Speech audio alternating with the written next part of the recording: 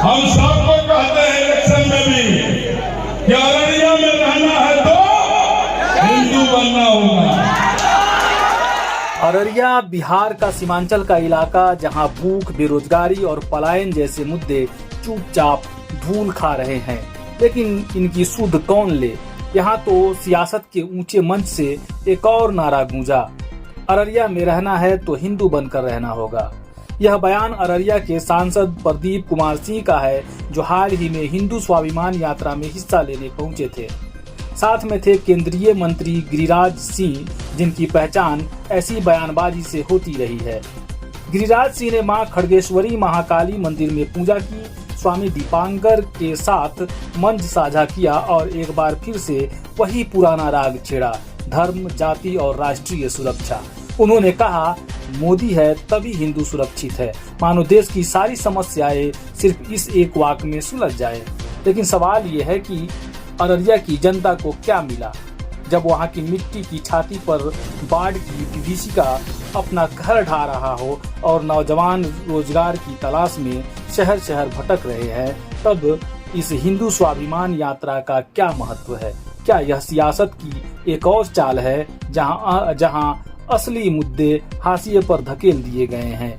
ध्यान दीजिए, यह वही अररिया है जहां हर चुनावी वादा, चाहे वो विकास का हो या शिक्षा का, सिर्फ एक जुमला बनकर रह जाता है। और अब जब इन वादों का कोई हिसाब देने वाला नहीं है तो धर्म का नारा बुलंद कर दिया जाता है। प्रदीप कुमार सिंह का बयान, अररिया में रहना है तो हिंदू बनकर रहना होगा, सीमांचल की सांप्रदायिक पहचान पर सीधा हमला है। यह बयान उन लोगों के खिलाफ खड़ा होता है जो अलग अलग धर्मों, संस्कृतियों और भाषाओं के साथ इस इलाके को समृद्ध करते हैं। हकीकत यह है कि सीमांचल में हर बार जब चुनाव करीब आते हैं तब इसी तरह की बयानबाजी शुरू होती है। असली मुद्दे गौन हो जाते हैं और धर्म की राजनीति जोर पकड़ लेती है। गिरिराज सिंह और प्रदीप कुमार सिंह के बयान क्या वाकई हिंदू स्वाभिमान को बचाने के लिए है या फिर ये सिर्फ वोट बैंक की राजनीति का हिस्सा है? अररिया की सड़कों पर यह सवाल अब उठ रहा है, लेकिन क्या इन सवालों का जवाब मिलेगा?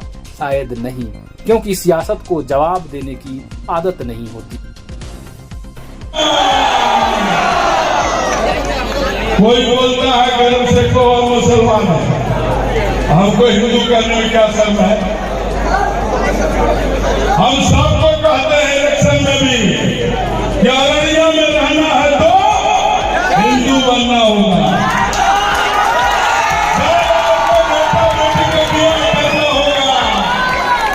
जब बेटा बेटी का ब्याह करना होगा तब जात खोज लीजिएगा, परिवार खोज लीजिएगा, नस्ल खोज लीजिएगा, हड्डी खोज लीजिएगा, खानदान खोज लीजिएगा।